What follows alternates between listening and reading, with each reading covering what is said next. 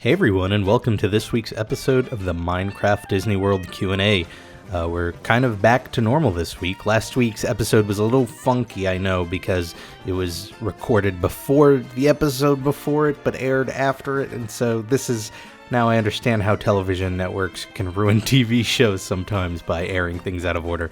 In any case, we're back. We're in the Magic Kingdom. I have some questions that are related to Disney that I'm going to answer this week. Also, by the way, the reception of the CM episode was fantastic. I can't say I can't announce another one right away, but I would definitely love to do another one, and it seems like you all would love to see another one, so maybe in the near future. Who knows? Anyway, let's dive right in while we walk around the Magic Kingdom this week. Minecraft Girl 426 asks if I think Disney is going to expand the presence of Star Wars in MGM or Hollywood Studios. My answer to that is, of course, on 100% speculation, as nothing's been confirmed yet, but my assumption is yes, they're going to. They spent so much money on that property, I would be quite surprised if they didn't leverage it by adding some new Star Wars rides, especially considering they're not just buying the brand to own it, they're pumping new life into it with up to 6 new movies at least, because I know they've said the trilogy is going to kick off with episode 7, and then it's going to alternate annually. So there's going to be a Star Wars movie every year after that, except it's going to bounce between standalone movies and the trilogy 7, 8, and 9. So we're looking at least 6 new Star Wars films, probably more. Who knows, TV shows, you name it. So there's definitely going to be more Star Wars in the parks. I would almost bet on it. The real question is when and where. I mean, Hollywood Studios just makes sense because you have Star Tours there. Maybe they could, this might sound like blasphemy to some people, but maybe get rid of Indiana Jones and put something in Indiana Jones's place, or use that little corner of the park to expand. But yeah, I do think they're going to. Next up, we've got Laugh-A-Lot 54, who says they added a new Fantasyland. There's going to be a theme here, you'll see. They added a new Fantasyland to Magic Kingdom recently, and they're adding Avatar Land to Animal Kingdom. Do you think that Hollywood Studios and Epcot are going to get any new additions too? Well, like we just previously mentioned, I suspect we'll see something in Hollywood Studios for Star Wars. Epcot's another story. I would love to see more stuff or new stuff, but I don't know about an expansion. Here's the real thing: is you have to consider the logistics. If you take a look at Epcot from above, we're in the Crystal Palace, by the way. It's sort of built as with all of the backlot stuff going around the edge of the park. So if you look at the park's history, it hasn't grown much. They've changed a lot, added stuff, removed stuff, but they don't change the shape of it that much. I don't know if we'll see an expansion, but maybe we'll see new stuff. I mean, there's always rumors of what they're going to do with the Wonders of Life Pavilion. Who knows? That's always up in the air. They could always knock that down and put a new pavilion there, or just gut it and put something else. Something like that. Certainly there's enough space in World Showcase to fit a couple of more pavilions, so that might end up happening at some point. I would guess it probably won't be for a while, just because the cost of new Fantasyland and Avatar Land and all of these projects are just going to be larger and larger, and so they're probably not going to want to spend too much money on growth. You have to look at it from a business perspective. They'll look at something like Avatar Land and go, okay, that's it. That's what's going to get people to come back. We don't need to add something to Epcot. We've already got them coming back for Avatar Land. And so, it almost wonders if Avatar Land is opening after the next Avatar movie because, they've got new Fantasyland to hold them over for a while. I love this part of the park. You can also sort of parkour places here, but I don't want to show that and encourage poor behavior. While we're talking about Avatar Land, next question. Pelican Productions. This is a long question. I'm excited to address this one. Avatar Land. No. First of all, who came up with the name Avatar Land? I would have hoped that Disney could do better. Plus, in 20 years when I take my kids to Disney, they aren't going to know what Avatar is. And when you think of Avatar, you don't think of it as a Disney movie because it's not. Did Disney buy James Cameron films, or do you think they will? Okay, so let's address this bit by bit. So who came up with the name Avatar Land? I mean, obviously Disney did. As far as I can tell, that's just the name of the project as it is. For all we know, when it launches, it could be called Pandora, which is what it's based on. But I think it was... Oh, look, Hidden Mickey. I think it was called Avatar Land just solely because that's what people are going to connect to. Like, you know what Avatar is. If I say Avatar, you're going to think of that movie. If we called it Pandora, I think most of the general public would have no idea what you're talking about, because even though they've seen the movie, it's been a couple of years. So we could see a change. For all we know, it could be changed to Pandora right before it opens. I think Avatar Land's just like an easy code word right now. In 20 years, when I take my kids to Disney, they're not going to know what Avatar is. Do you know that for sure? Because we don't know. You have to understand the context. Right now, Avatar was a movie that came out a couple of years ago and was sort of forgotten, but they're working on 3 more right now. They're working on an entire trilogy that is being filmed back to back. Can we hop on this? Maybe not. Oop, maybe. So by the time Avatar Land opens, the second one will be out, and then the third and the fourth will be on their way. That's 4 movies. For all we know, Avatar could become a big thing. I mean, it is a gamble on Disney's part. For all we know, those movies could bomb, and I personally don't think they're going to do as well as the first one did. I think a lot of the first success was based on hype and the novelty of 3D, both of which are gone at this point. But it could still be a long-lasting thing. I mean, your kids very well might know what Avatar is 20 years from now. There could be, it could be like the next Star Wars.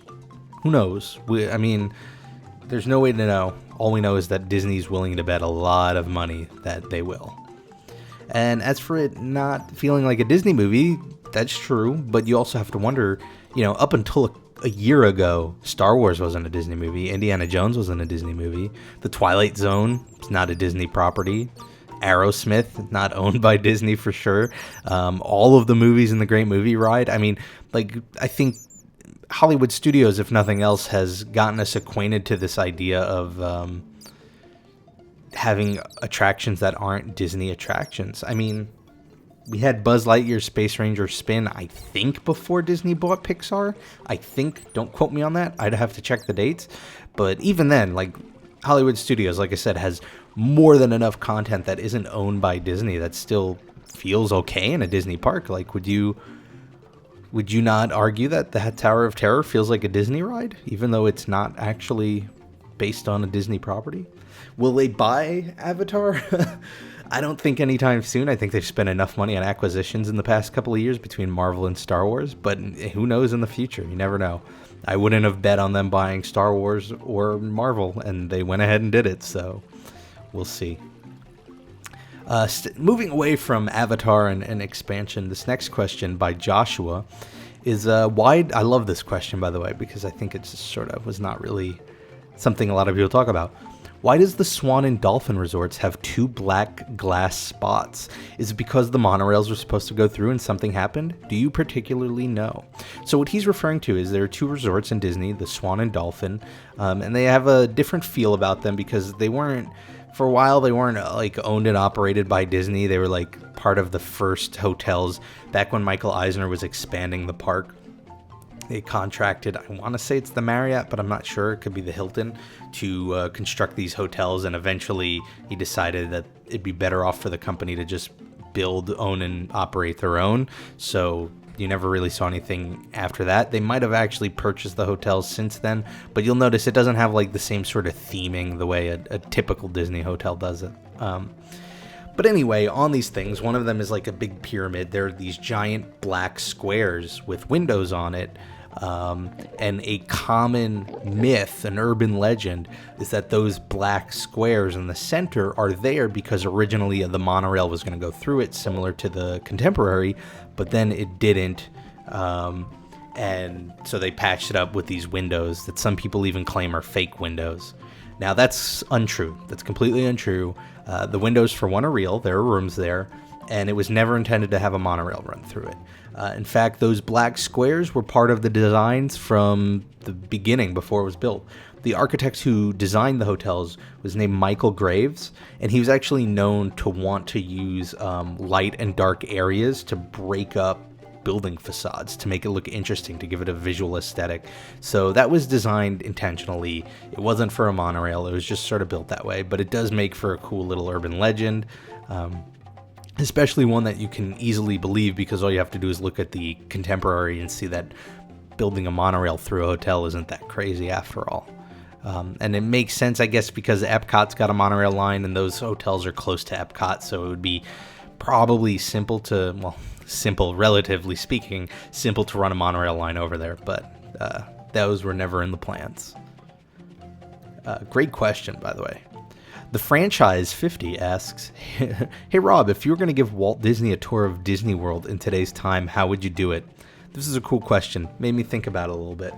I don't know what my exact tour for Walt would be if I brought him back. I mean, clearly I would show him everything, right? I think what I would note is I would save Epcot for last, because I do honestly think on some level he would be disappointed that Epcot exists, but not in the way he wanted. And I would save that sort of disappointment to be the very last thing. And also, I would want the last thing he sees to be Illuminations. I still think he would like Epcot. I just think there'd be a little bit of disappointment there because it wasn't Epcot the city. But what would I would just, I'd start off with the Magic Kingdom, almost in a way to get it over with, because I know Walt was the sort of person, from everything I've read, who was not really, he didn't care about things that he had already accomplished. Like, just the fact of taking him around the theme parks might be novel, but when he started thinking about Epcot the city, that's what he cared about. Like, that he had moved on from theme parks, been there, done that. City was the next thing for him to capture and master. And so I don't know, this would be like a novel little thing. I think he would enjoy the behind the scenes stuff, just to see how so many decades later after he died, there's still this really big attempt on Disney's part to keep the magic, quote unquote, going by keeping things in, themed and with a story. And I think he would appreciate that, because that's what he was all about with these theme parks. Let's see, what else? Also relating to Walt, Anthony Studios asks, who's your Disney role model besides Walt himself? Now, the easy answer that I'm going to throw out there is Roy Disney, his brother, and mainly because it takes a lot. Roy's brother was like almost half of the Disney company, if you think about it. He was the business mind of everything. He was focused on making money and making sure that they had money. He more or less made sure the Disney company funded Walt's ideas, and without Roy, Walt wouldn't really have been able to pull off all the things he wanted to. Walt certainly had the talent and the creativity, but he needed a company with money to do that and put it to use, and that's what Roy really pulled off. So, and I don't think he was really a business person. I know Roy had gone into the army during World War I, and he got sick, and of course now the sickness he had was escapes me, and I don't want to throw out the wrong one there, but it was he was then convinced by Walt to come to California and help him work on the studios, and he just went up and left. It wasn't like a hospital. I think it was just like a home where he could recover, like sort of like a midway between a house and a hospital. And he left, and I believe the doctors had thought he was, going to have a reoccurrence of his illness later in life, but he never did again. He worked and he worked and he felt better. He had like a purpose, and it was keeping his brother's dreams alive. And even when Walt died, Roy made sure Disney World happened, even though there were talks of just like canning the project and selling the property and, walking away. So he's amazing. Second one, Marty Sklar. Epcot is like his child. He's an Imagineer. He's an amazing Imagineer. I highly suggest you Google him. he's like one of the classics and behind so many wonderful things and rides and attractions. Moving on. Soccer Disney Kid asks, what is your favorite show, event, and why, such as parade, fireworks, etc.? That's easy. Illumination's my favorite always. One, because I love World Showcase. I think it's a fantastic place. Again, I've spoken about it in the past. I think you gain such a greater appreciation for that area as you get older, and you enjoy it for the food and the drinks and the theming. I mean, I could walk around, and I have in the past on trips, just walk around World Showcase and not go on any rides or do anything specific. Just walk around and take in the atmosphere. It perfectly pulls off, in my opinion, the ability to change themes so quickly, in that you could walk around this 1 mile piece of land and experience so many different countries, which is awesome. So that's my favorite show. And the music, I love the music for Illuminations. I think the fireworks are fantastic. If you look it up, the 30th anniversary of Epcot, they did a special Illuminations fireworks show after the normal Illuminations. It was just like an extra couple of minutes, and it used like music from the original opening of Epcot, and it was so amazing. The music affected me so much more than any other show. I think the soundtrack's amazing for that. So that's my favorite, for sure. Although it's like with Disney, you can't lose, right? I don't think there's a show or fireworks show that I don't enjoy. And that's a good question for everybody else. What's your favorite event / show and why? Or how would you give Walt a tour of Disney? Honestly, you can answer any of these questions. And I would love to hear what you think about some of these questions, because a lot of these are opinion based. So I would love to hear the opinion of you guys out there and see what you guys think. Oh, look, there's a cat behind a window.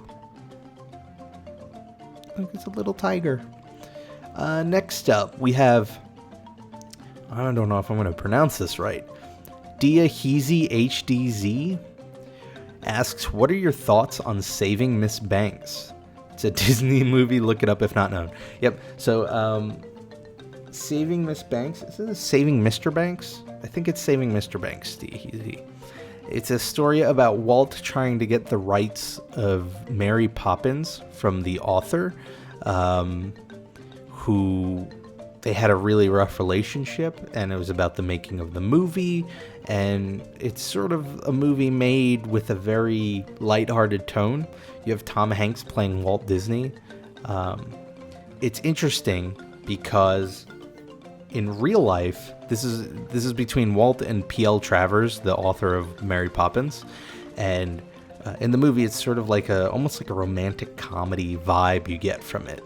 But in real life, they really had a rough relationship with each other. And by the time Walt finally got permission, Travers just did not like the movie at all. Just didn't want anything to do with it. And so it had like a very downer ending in that they didn't really, it wasn't one of these things where they came to understand each other and then there was a mutual respect for each other. It's like, even in the end, she wasn't down with the movie.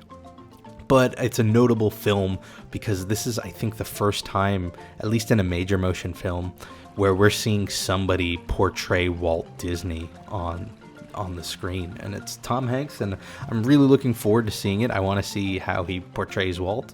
I just want to see how they portray that story. And I'm hoping that there's enough steam behind it that maybe it gives Disney or some company out there the idea to maybe make a Walt biopic. Oh, this is creepy. I'd love to see a Walt Disney biopic. I think that'd be amazing. And I think it would clear up a lot of misconceptions. There are unfortunately a lot of false urban legends out there.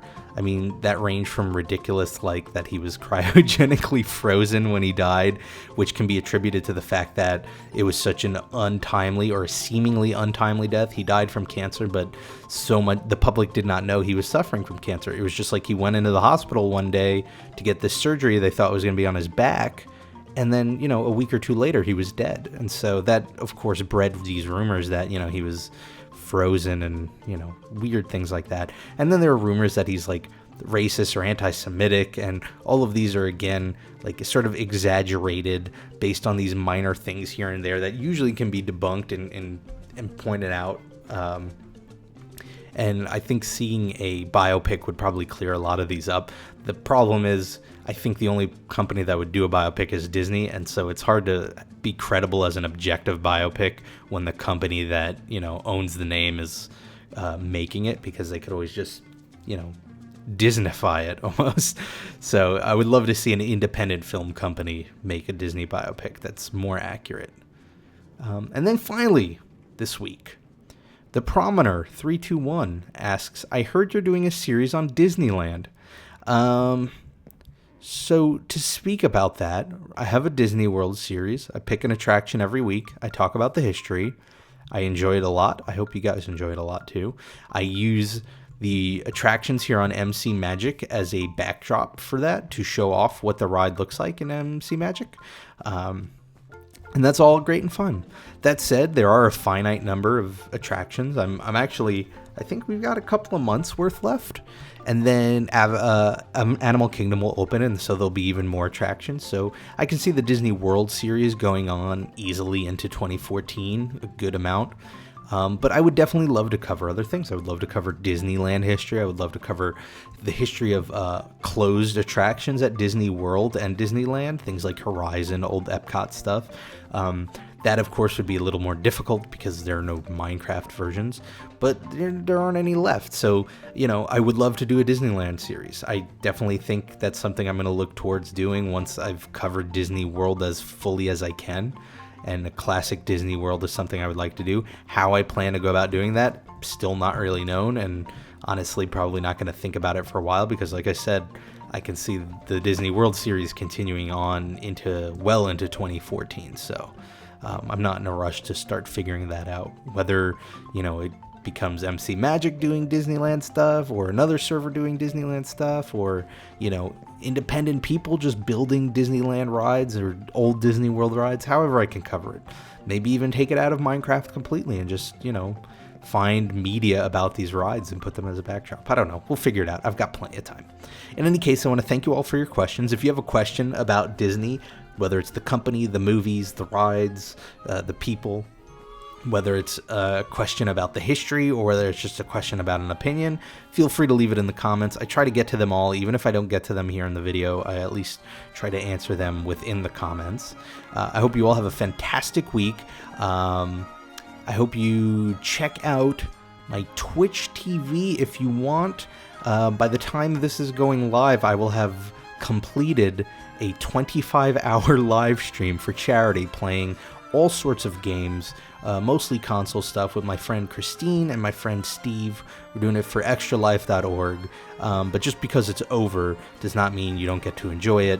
It should be up on twitch.tv/RobPlaysThatGame, and then you can enjoy some of all of the 25 hours, and maybe if I'm crazy enough, I'll go through all 25 hours and make a highlight reel for people who haven't seen it. Have a great week, whatever you're doing, make the most of it, because it makes it that much better. And I hope to see you all here next week for the next episode of Minecraft Disney's Q&A. Bye, everybody.